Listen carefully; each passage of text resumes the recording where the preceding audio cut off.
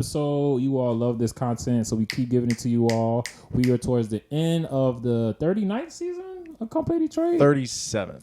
Okay, thank you. 37th season. And we finished it, y'all. You know, we finished the last season, you know, got to the playoffs, and now today, Cody was fucked up the mic. Yeah, hopefully I didn't mess it up. That was the golf clap for the British Open that started today. Cody got, you know, amazing top 10 for you all, top 8, and, you know, maybe some cool little bracketology for you all. And, you know, I got some sad news to give, but, you know, Connor's here to just, again, thank you so again, Connor, for the space.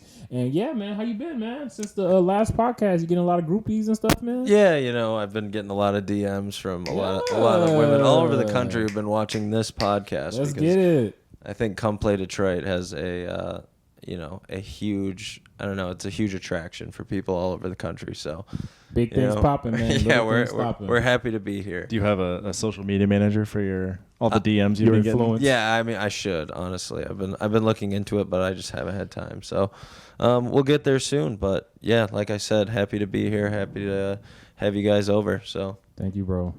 Yeah, happy to be here, man. Big shout out to Calvin too. I mean, just putting all this together. Yeah. Making the trip out here tonight. You know, always fun getting together with you guys. And as this sort of may be our last one of the season. Yeah. It's been good. Yeah, it's been awesome, and I look forward to, you know, hopefully doing it again next season and maybe doing like a recap as we all sort of go into playoff mode here. Do you think the podcast influenced the league, bad or good? Real briefly before we get into the. I don't know. I'd have to interview everybody on it, but it seems like everybody enjoys when they get a shout out. So that's the most important thing. As long as people are enjoying it, you know. Yeah, I'm not sure, but I hope so. Yeah, right. You know, right. One of the things, like when I came to this league, like there's a lot of cool stuff, like the highlight videos and your games are recorded, the stats are kept, you know, the all CPD teams and all these things. And you know, I just hope that this is one extra thing that we can sort of give our little basketball community. It feels like they've given a lot to me. I've met a lot of friends and all that. So, you know, hopefully people like it and we can give back a little to them. And so, yeah. Yeah, man. Hopefully. Yep, absolutely. But if you didn't subscribe, forget you. I'm just playing. Absolutely. Yeah, subscribe now. Or else. Or go play in that Madison Heights League. Yeah. Don't tell JJ to sell your spot. There's a wait list. I wonder how big the wait list is, and like, are they really like just waiting on the phone call, or just like waiting at like the NBA draft? Like, yeah, JJ just like he call you up. Well, he honors whoever signs up first, but he tells me he always gets like, you know, at least a 20+ wait list. That's so amazing. if guys 20? don't Really, so if guys don't pay, he just boots them out and enters. You know, the guys that start are a whole willing to pay. double-A Come Play Detroit league. You know what I'm saying? Well, kind of the old man league is sort of what, you know, that is in a sense. Dang, so JJ got feeder leagues already, man. Oh my gosh, man! Next step, internationals, man. they did use it to feed. Yeah, your team. You guys had a G League. Yeah, you guys had a G League call up, and he stepped up. He's been really good. He's been amazing, honestly. He's been like one of our best players, and oh man, you get caught up in a competition. I remember we went into like a huddle. So I'll tell a quick story before you go, Cody.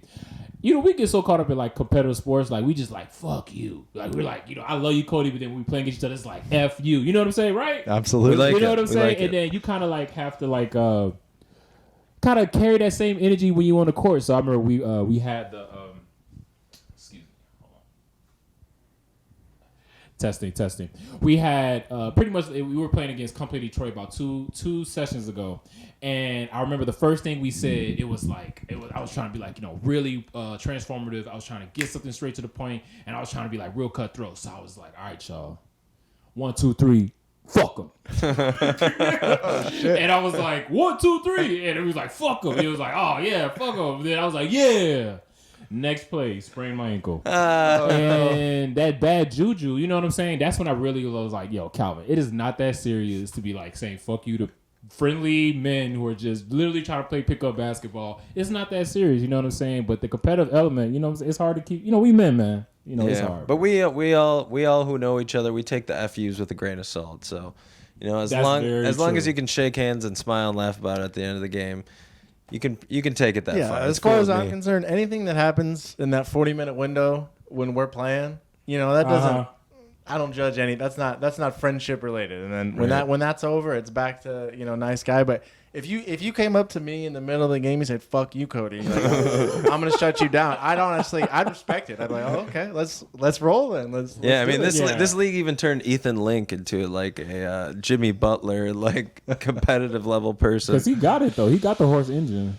He got was that you? Who did Ethan have a little spat with? Well, that was. It was Dylan? It was Dylan, yes. It was Dylan. The two nicest guys. Yeah, they were. Yeah, they just had a little verbal exchange or something. No big deal, but and they're two of the nicest guys ever, especially Ethan. I mean, Dylan, not that nice, kind of a jerk, but no, I guess they had a little verbal dust up in a game, and it was.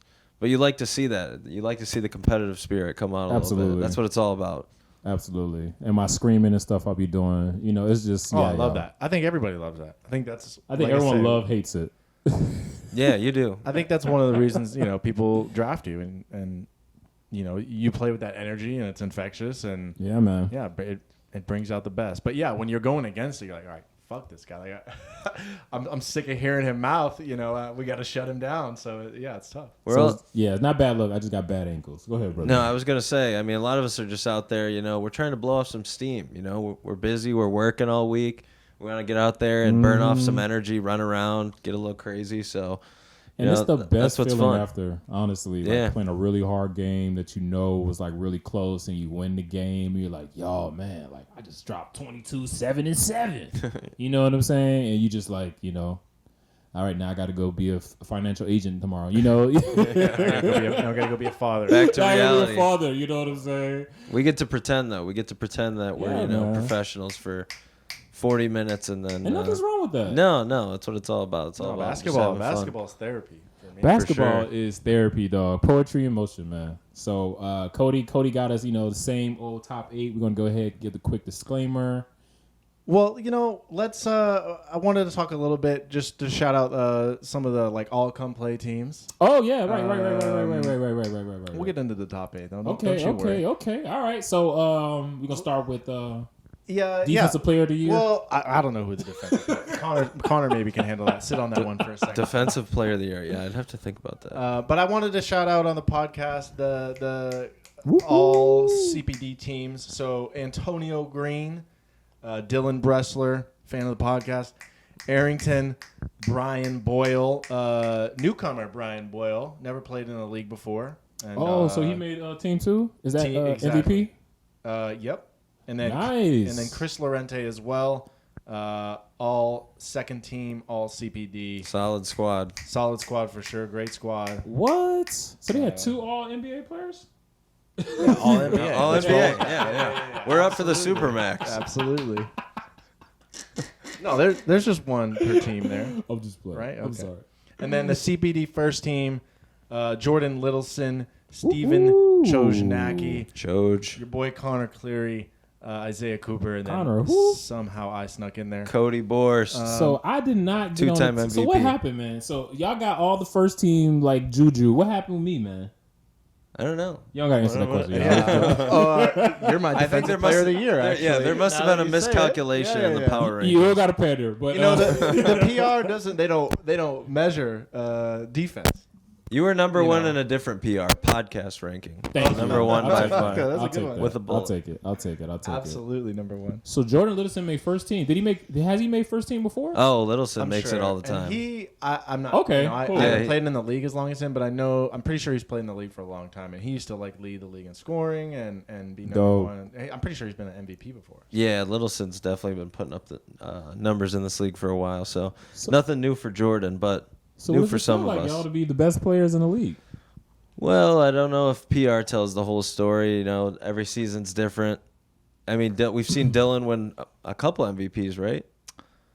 I think just one. Maybe just one. But he's been in the mix a lot. Dylan's won the 3-point title many times, and he's on second team this season. I mean, there's so many seasons, it doesn't always shake out perfect. But, yeah, no, it's cool. You like to see your name on a list with a bunch of good players. Was it a goal? Yeah, I think you always have your personal goals, but you want to win too. It's mostly about winning and having a good time. So you don't fully sell out just to make a first or second team, but it feels you like to see it. You like to get an honor.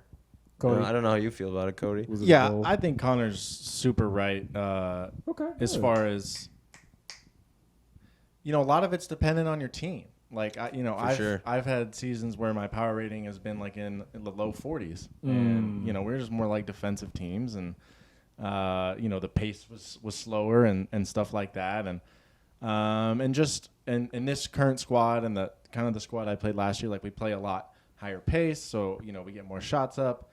And it leads to guys with having higher power ratings. So I guess just thankful to have teammates that are looking for me and stuff. And I definitely made the first team clapping team. I know. I definitely made clapping, snapping, all of it. I made that. All of it. I made that shit.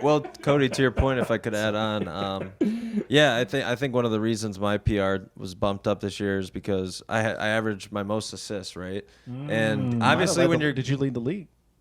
Yeah, I think you did. How many did you have? It was in the 6s, I think. What? It was in the 6s. 6 assists? Oh. Nice, bro. But what I wanted to say about that is, you only get assists if your Really teammates make a bucket. So Yep. my teammates were making a bunch of shots, which is why I had those assists. So couldn't do it without them. They're a great group of guys. We knew when we kind of put the team together, that's how we wanted to do it. And it's worked out really well. So shout out to the Bridgewater boys. It's been a lot of fun. Yeah, no, that's a great point. Your teammates got to hit shots. Like you need help. These like end of season awards and stuff.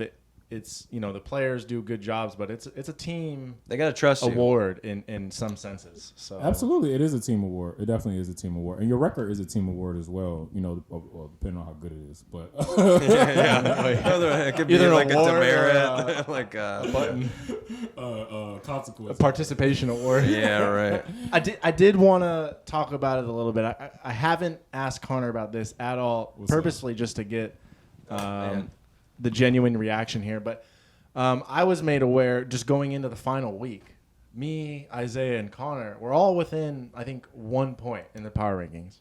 So it was basically whoever played the best, or not played the best, but whoever had the best stats that week was going to take home the MVP. Right. So I kind of want to ask Connor, was he aware of that? What were his thoughts going into the game? Like, how did he approach that? So Connor. So I knew it was kind of close, but I didn't do any figuring. I tried not to. I didn't really think about it, to be honest, because I'm like, I can't really. What am I supposed to do? Concentrate on you and Cooper having a bad game? Like, I don't. What would that do for me? Like, oh, Cooper's got to have 15 points and Cody's got to have 18. All I decided was I just wanted to go out there and have a really good game and get a win, and that's actually what happened. So I didn't end up with MVP, but I got everything I wanted. You had probably the biggest win of the week. Sorry. A 28. Yeah, it was my team's best game of the season, I think. So yeah, you got to feel good about that going into the playoffs, and all the guys were juiced. Everybody had a really good game. Everybody scored. So literally everything you'd want in a final regular season game.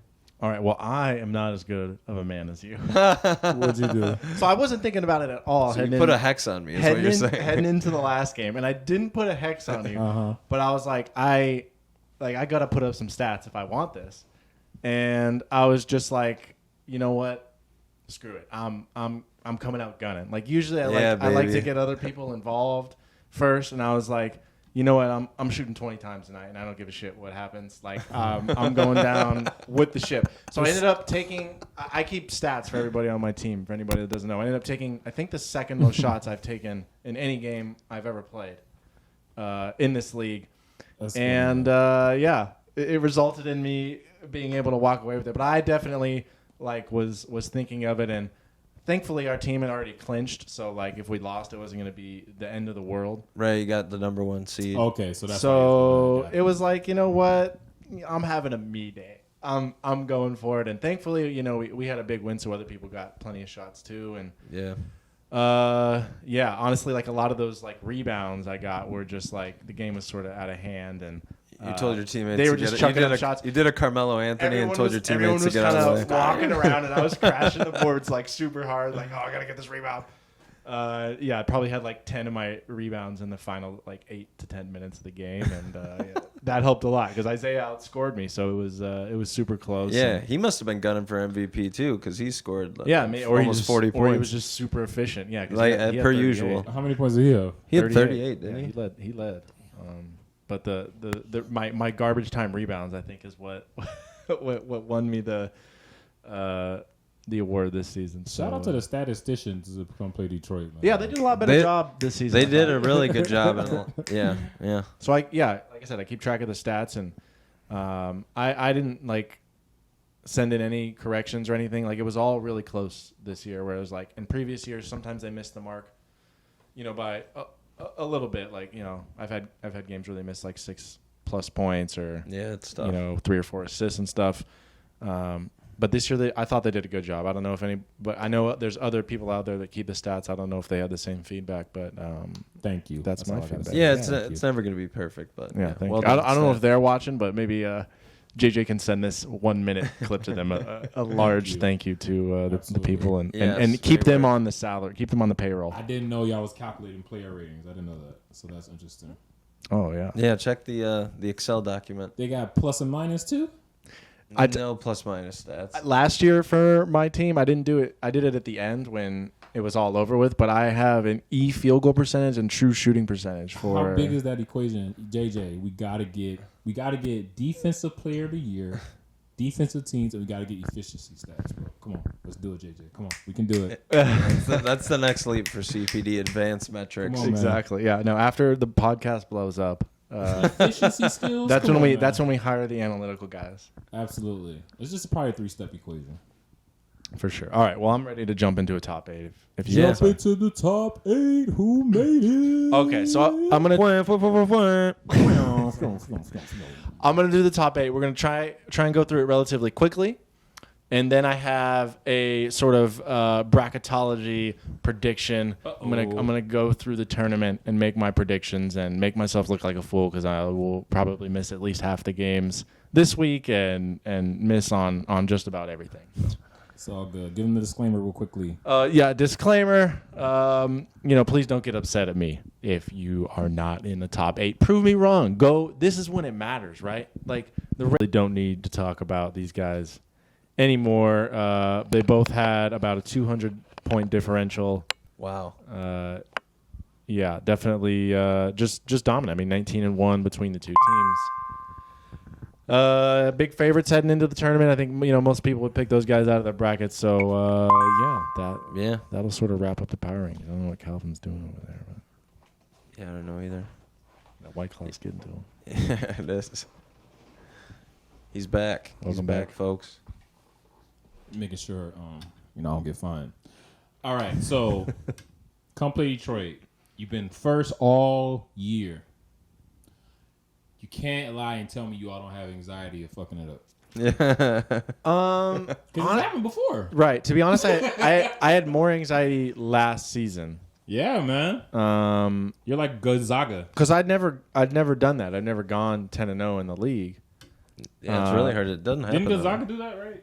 They lost in the national championship. Oh, yeah, they did. Against Baylor. North Carolina? Baylor. Yeah. Donovan Mitchell on the boys. No, Davion.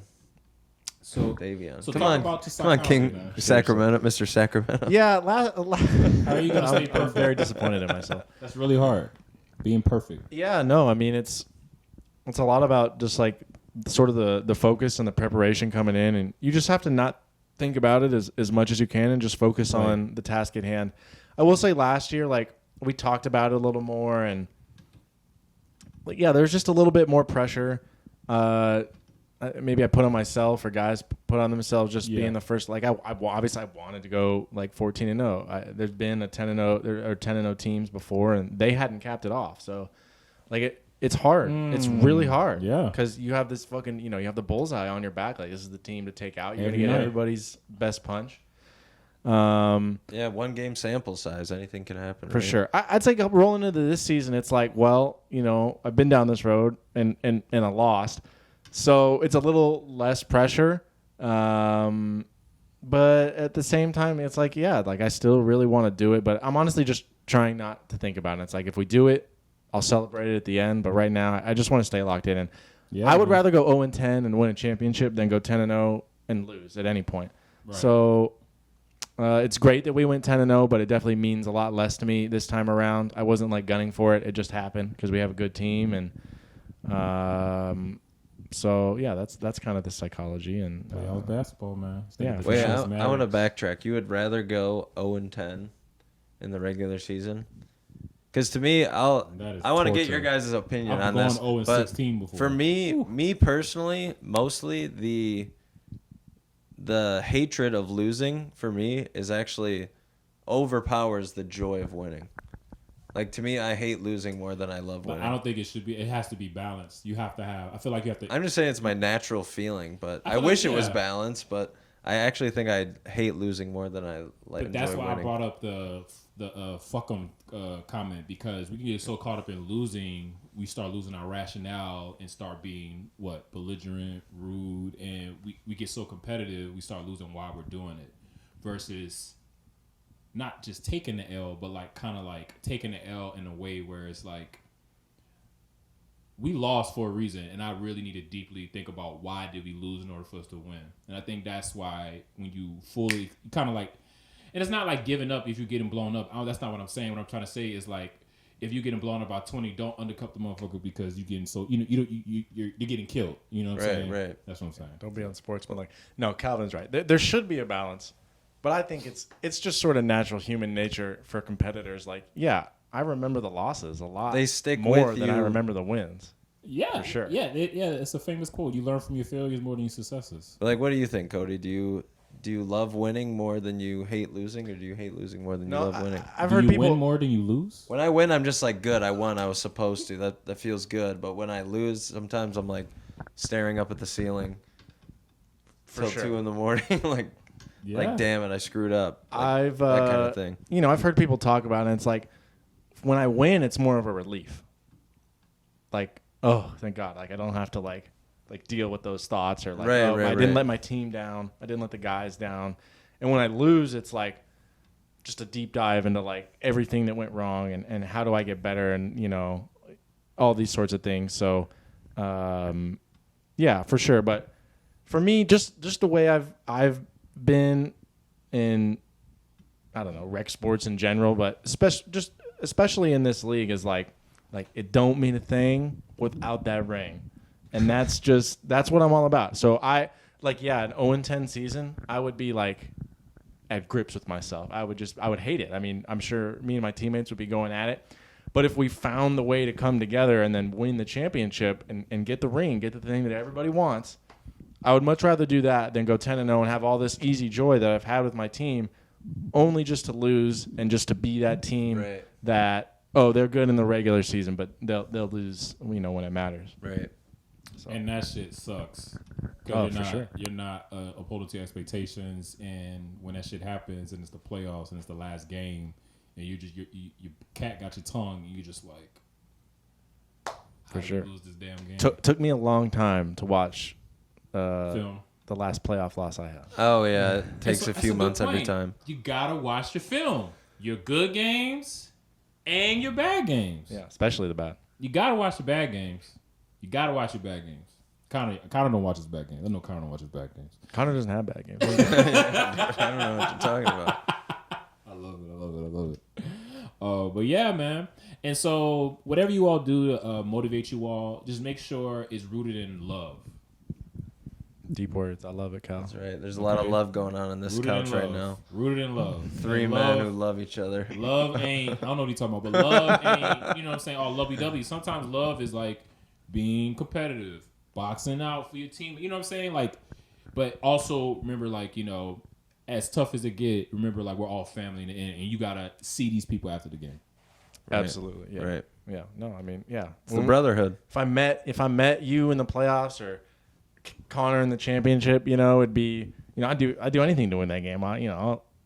That's within the boundaries. You're not gonna injure me. Yeah, when I beat Cody, I'm not gonna injure you, but I'll be physical with you. But when it's over, it's all love. Yeah. And this is probably because I used to play with him, but like when I beat Cody, like I think I beat Cody once out of the 7 times we played. But it's just like, you know what I'm saying? I'm like, yeah, you know what I'm saying? I did that shit, Same thing when I played Dylan. Connor, I haven't beaten Connor's team before. Connor's beaten me before. Whenever we play Connor is literally block to block. No. Free throw to free throw. Free throw to free throw. Free throw to free throw. I just know every time it's the get on the break, Connor's going free throw to free throw. Either going to pass it, lay it up, or shoot a mid range. You know what I'm saying? And so, like, you know, it's just and that's what I love about it. It's like people I haven't beat, I keep that in my head, and the next time we play, it's just like you beat me the yesterday. I gotta come at you now. You know what I'm saying? Like I don't forget that shit. You know, but I try to make sure it's like, you know, rooted in love. So yeah, love it. Yeah, wise words. Boom, boom, boom. Why don't we let's jump into some bracketology here. Let's jump into some matchups. Yeah. Any sports updates going on in the sports world that you all just want to like shout out real quickly? Shout out to Westbrook. Shout out to Westbrook. Yeah, got that bag. What do you get, like 4 or 5 million? I mean, yeah, we're laughing at him. He's like, "You got 4 million." It's like more money than I'll ever make in our lives. I think he got 8 million. No, I think it was pretty cheap. It's like the Clippers like could only give him. It was like a 2-year 6 million or something. 4 million for the ring. I'll take the ring. Dylan Brooks got 80. Clippers ain't getting no ring. You can take that to the bank. Dylan Brooks got 80 million. Yeah, he deserved it. I think Russ has plenty of money. Dylan Brooks deserved that. Russell probably will make more money off of like his fashion line than we ever will. Yeah, and his clothes suck. He has terrible fashion. I think, and he'll still make more money. I don't know. And will still make more money so than all of us. I can't. Yeah, he looks bad. I can comment on his basketball, but his fashion I know nothing about. I think there's a lot of people out there that would say he has phenomenal fashion. I'm just saying. I'm not saying I'm one of those guys, but I'm just saying he has an unorthodox style. There you go. That's a great way to put it. LeVert got one of the. I think he got the highest. No, because he didn't get the highest paid. But out of the B mid-major free agents, he got one of the highest contracts, and I think that's probably because they beat Curry in the finals. No, with Houston. Oh, Van Vliet. What did I say, LeVert? You said LeVert. I was like, my bad. Van Vliet. Did. Yes, Van Vliet from Wichita State, who yes, sir. You know, beat Golden State in the finals, and that's probably why he got it. He got a ring. Well, I got an interesting tidbit about Fred Van Vliet. What's up? Highest he has scored, so he has the highest single game scoring record for an undrafted player in NBA history. Oh, really? He had like 50-something, 57 in a game or something. Last year? It might have been a couple years ago, but highest any undrafted player, which is pretty crazy. So it was him, OG. That whole Raptors bench was just like killer. DeRozan, I remember when DeRozan was on the team. And then once they got Kawhi, you know what I'm saying, then it was all, Yeah, it was a Kawhi in his prime. Houston Rockets, man. Shout out to the... Yeah, they had Ibaka on that team. Oh, yeah. Yeah, that was a really good squad. The Very Kawhi good defensive shot, squad. the corner shot, I'll never forget. I mean, the bouncer off the rim. It was probably like the most epic shot of all time. Yeah. Who's the Fred Van Vliet in the league? In our league? Yeah. It's a good question. You know, the first name that comes to mind is Alvin. Yeah. I was going to say Odie. Colton Odie. Point guard style. I feel it. Colton I don't think shoots a ton of threes. And Van Vliet shoots a ton. I feel like I threes. see him making threes. Yeah, maybe not. Maybe. I haven't watched a I ton like of his Alvin. game. I didn't play against him. But I know Alvin shoots a lot of threes and is good at them. Shoots like 40% or whatever, just like Van Vliet. It's a high and he's like a small, quick guard. Yeah. Plays deep and just has that like dog and just really wants to win too. Alvin is a dog. So that'd be, I don't know. That's my comp off of the top of my head. Who's the Dylan Brooks of the league? Oh, well, I don't want to put anyone on blast like that. We're here to make friends, not enemies. Bracketology, y'all. So Cody, the nerdy brother man, really took 3 hours and, you know what I'm saying, went on Come Play Detroit and just, drew out a bracket for you all. And again, disclaimer, if you didn't, make it to the Final Four, if you didn't win the championship, it's all good. You know what I'm saying? But this is all Cody. So don't blame me. Don't blame Connor. This is all Cody. No, this is Cody. Blame this me. is Cody, man. You can put that blame on. And also at the end of the day, this is just for entertainment purposes. These brackets mean nothing because it comes down to who shows up on the court in real life. Yep. Paper and pencil. Not to, take away from anything you're doing. No, you're right. Listen, this means nothing. This is stupid. Oh, it does mean nothing. I can tell you going into it, I'm going to miss like a bunch of these. Now, if for whatever reason I nail like 90% of them, you're gonna hear about it. Yeah. And I'd be very impressed, but I doubt it's gonna happen. We're gonna stir up a little controversy here. Who has giving you the most grief over this podcast? Like, who has called you out the most for not ranking their team high enough? It's got to be Woodbury. I don't hear it a lot in person as much. Really? But you hear whispers. Well, I've seen Blez in the comments. Yeah, motherfuckers be mad. And Bless then like it. Daryl made like a comment as I was. Well, they're the defending champions and they're stacked. So I don't hate on them for having a chip on their shoulder. They should be the championship favorites. And you keep putting your own team at number 1. Exactly, and I'm a douchebag. And they have their own T-shirts. They got awesome new jerseys this week. Shout out to Blez. I think he put that together, but. Waiting for the last game of the season. I don't know if he'll be able to get the same players next session. What are the chances of that? I'm calling the David Stern. He gets veto he gets the number 1 pick, so Cooper will be his, and Daryl will likely be his, and they always go for Leach, and nobody really takes Leach in the second other than him. So honestly, they're gonna have a lot of the same guys. Right. So, but they're a good team though. Of course, they're defending champions. Yeah, They're a great team. They're a great team. They probably top tier, the championship favorites. If they were 10-0, they would be above us in the power rankings and they lost one game. They lost one game to Equitable. And I think they only had 5 guys for that game, so it's not like it was too bad of a loss.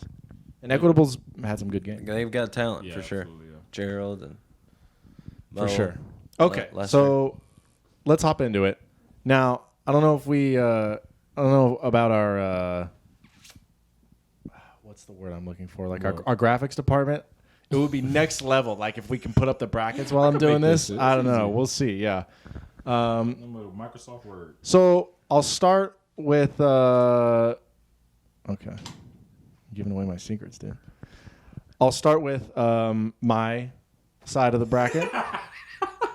Why is that funny? All right, I gotta start somewhere. Right? So do you want me to start with the other side? Cody, I love how you just taking over, bro. Jordan Buchanan, if you're listening, perk your ears up. Listen to what this man's about to say. Well, in the 1v8 matchup, I am gonna take Complete Detroit over DraftKings.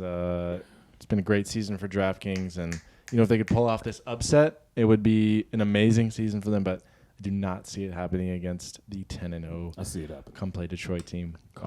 Anything's possible. Anything is possible. 0-0. And then over with the 2-7 matchup, Atletico and Equitable, and that's going to be a good game. A close-ish game, 9-point win for Atletico the first time they played. Wow. I know Leicester is going to come out and have his team ready to play. Is Gerald playing? And Gerald didn't play, yeah. Is he coming back for this game? I don't know. Oh man, I know his ankle was messed We gotta up. get Woj on this. We need some injury updates. We need a Woj bomb here. Because I was a little worried about them because how you played against y'all. Because he was just in the paint, and so but yeah, Gerald, another player who's really like elevated his game, who's probably one of the best players in the league when you talk about like. Gerald was absolutely amazing when he you know what I'm saying? Played against us. He has the ability to take over a game in this league that few do. He's been drafted number 1 before. Everything. Yeah. And I definitely see his just like overall confidence just accelerating. So yeah, man, get better too. For sure. I am taking Atletico in that game. I just think I really trust the defense. I trust the character. I trust the heart of that team. I really like a lot of the guys out there. Eamon is a really, really good player. Joakim Noah. Yeah, he's a beast. I would love to see him play against Gerald. 2 big men going at it. Yeah, no. Yo, what time? Do you know what time your game is? Oh yeah. Oh, him and Choj, I bet is a treat. No, it happened last week. Yeah. And, it was dope, bro. Like Choj, he hit him with like a do, then went under like that, and like Eamon literally missed it, and it still went in. But like Eamon was like coming back at him, man. Yeah, man. That's awesome. Both beasts. Okay, yeah, so for this is fun. I like this. The 3-6 matchup, we have NF Forward versus Fresh Era. And for my first upset, I'm going to take Fresh Era over NF Forward. Don't. Cody? Yeah, so and they are my boys, as you know, NF Forward, but Mitchell's not going to be there. Drew's out for the playoffs. I don't even know who they're going to get. Question marks for the subs. I have no idea who the subs are going to be. And I don't see Dylan's not going to let his team lose. And do subs get like do the subs get minimum? Excuse me. Do they get like kind of picky during the playoffs? I can imagine, right? I think it's probably a little more strict in the playoffs. Yeah. You have to be below the power ranking. Like in the regular season, it's flexible. You can ask the captain if it's okay. In this, you have to get strict approval from JJ directly, or it ain't going down. Right. So I don't know who they're gonna get, and so they're gonna have 2 of their 3, top picks are gonna be guys that have never really played with him before. So I don't trust it. Dylan's going to be the best player on the court, and I know he's pretty locked in when it comes to playoff time, and I just trust him a little bit more.